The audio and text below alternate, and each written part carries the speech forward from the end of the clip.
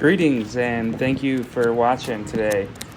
So this is how it's done. We're going to be removing some shingles and getting the surface ready to ultimately remove the wood underneath and replace it with some new plywood. We're going to be using 3/4 plywood.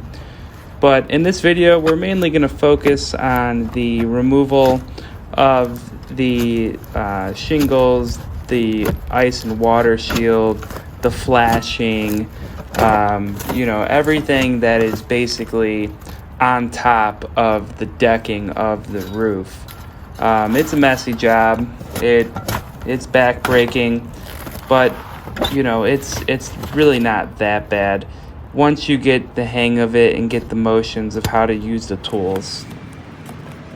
This is going to be a part 1 video of how to do a complete removal and replacement of a roofing system that's been compromised due to just old weather and aging, things like that. So stick around. There's a lot to learn in terms of the economics, the roofing, the materials, and just how to really get this project done.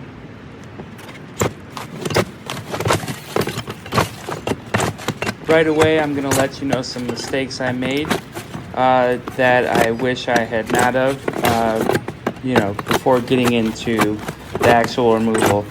Number 1, wear some long sleeves. It wasn't until I really got into ripping this up that I realized that the materials, well, it's 50, 60-year-old materials. Some parts of this deck are rotted, and there's mold on it, and then as well there's old insulation in certain areas.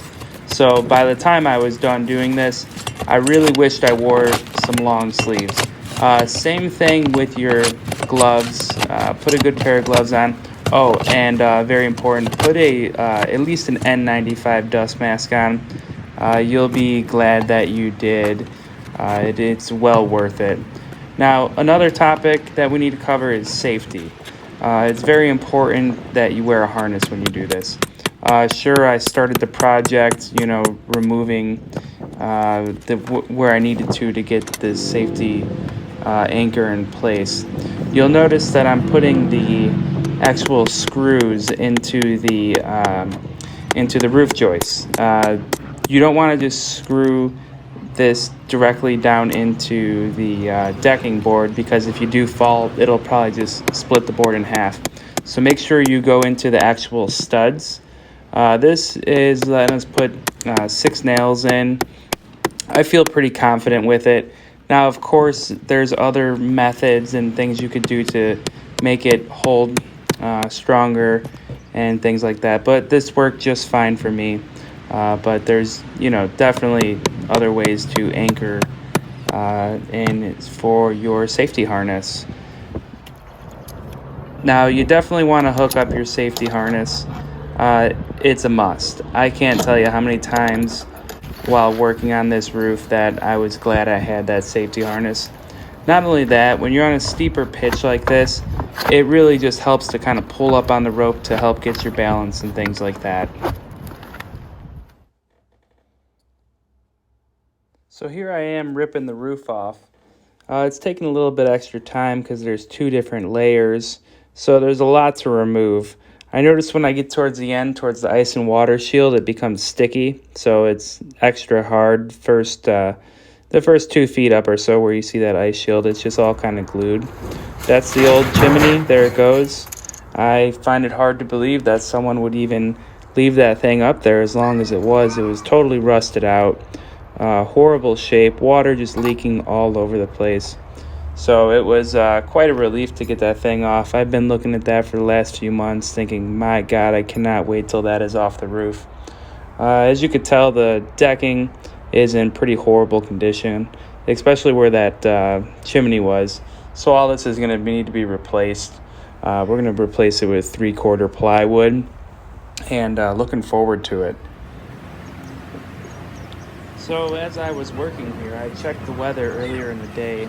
It said no rain, but then out of nowhere I get a notification on my phone saying a significant weather storm was on the way.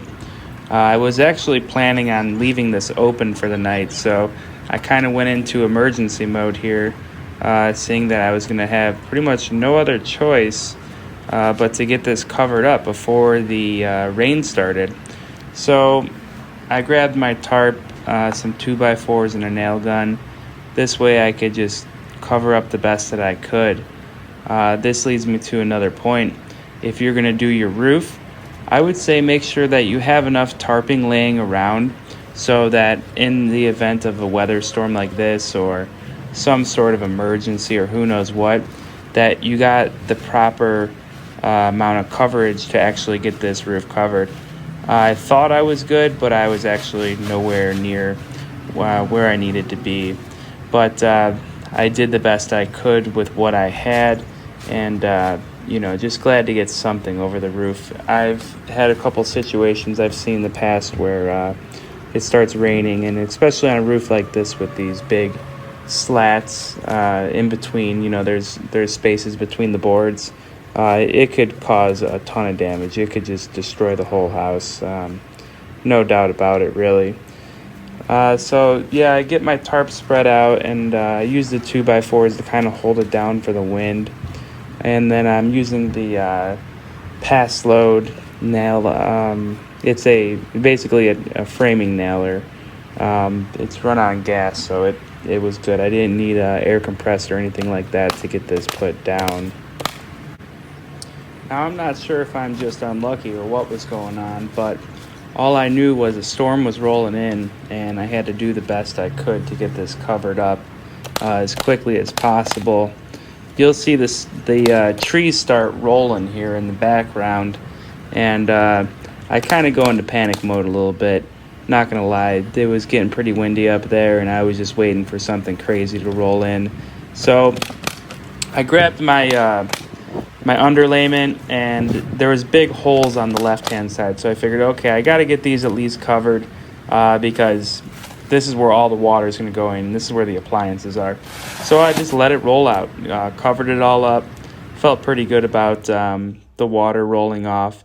This is how it ended up. At the end of the day, I was exhausted.